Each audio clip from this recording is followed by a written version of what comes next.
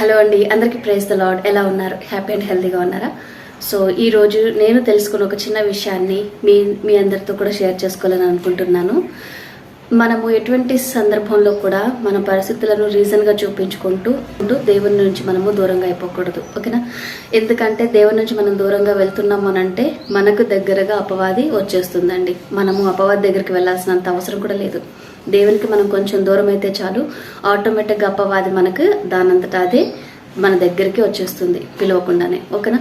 So ఒక ఎగ్జాంపుల్గా చెప్పాలనంటే light మన దగ్గర మన చుట్టూ ఉన్న దేవుని యొక్క వెలుగు మనం పోగొట్టుకుంటున్నాము అని అంటే ఆటోమేటిక్గా అక్కడ చీకటి వస్తుంది అని అర్థం చేసుకోవాలి, ఓకేనా?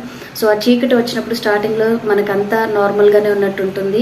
సో పెద్ద తేడా కానీ డిఫరెన్స్ ఏమీ కూడా మనకు తెలియదు, తెలుసుకోలేని సిచ్యువేషన్లో మనం మునిగిపోతాం.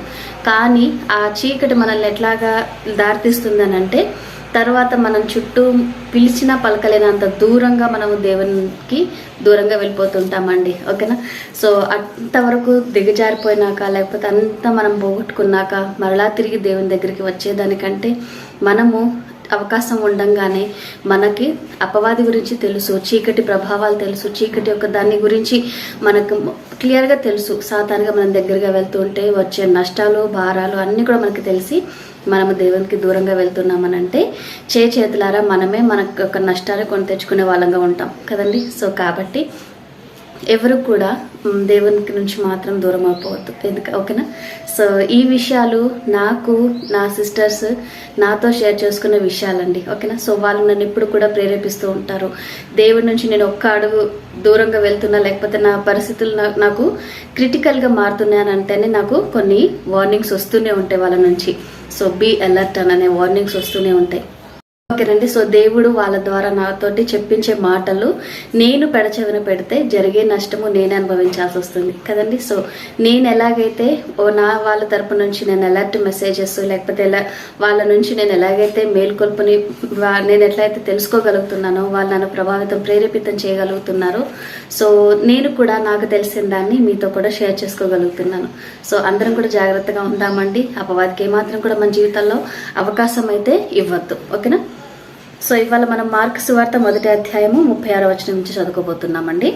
సీమోనును అతనితో కూడా నున్న వారును ఆయనను వెదుకుచూ వెళ్ళి ఆయనను కనుగొని అందరూ నిన్ను వెతుకుచున్నారని ఆయనతో చెప్పగా ఆయన ఇతర సమీప గ్రామములలోనూ నేను ప్రకటించినట్లు వెలుదము రండి, ఇందు నిమిత్తమే గదా నేను బయలుదేరి వచ్చి తినని వారితో చెప్పెను.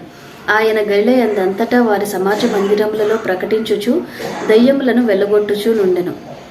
ఒక కుష్ఠరోగి ఆయన యొద్దకు వచ్చి ఆయన ఎదుట మోకాల్లోని నీకిష్టమైతే నన్ను శుద్ధినిగా చేయగలవని ఆయనతో చెప్పి ఆయనను వేడుకొనగా ఆయన కనికరపడి చెయ్యి చాపి వానిని ముట్టి నాకిష్టమే, నీవు శుద్ధుడవు కమ్మని వానితో చెప్పెను.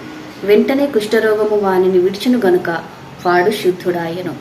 దేవుడి వాక్యం ఇంతటితో దీవించును గాక. ఆమె ఒక ప్రేయర్ చేసుకున్నా మీకు భవించండి. మహాపరిశుద్ధుడు ప్రేమగల మా పరలోకపు తండ్రి, నీ కలక వేల స్తోత్రములు ప్రభా. ఇంతవరకు మమ్మల్ని కాచి కాపాడి నీ రెక్కల చాట్లో భద్రంగా సురక్షితంగా నిలబెట్టినందుకు ప్రభా, జీవంతో నిలబెట్టినందుకు ప్రభా నీకు వేలాది వేల స్తోత్రములు తండ్రి.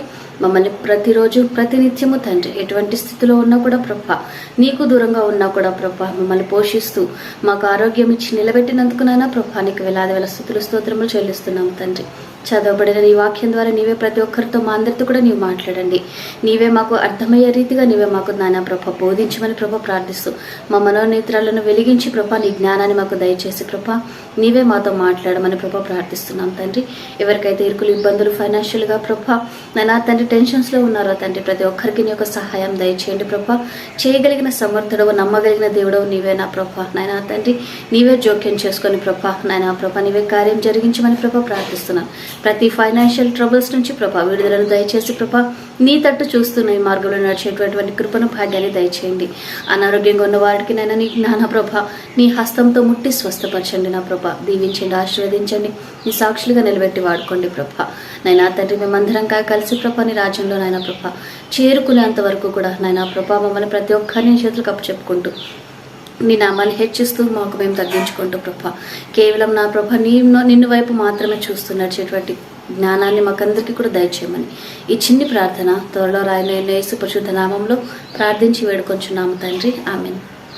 ఆమెనండి. Praise the Lord. God bless you all. Have a great day. Bye bye.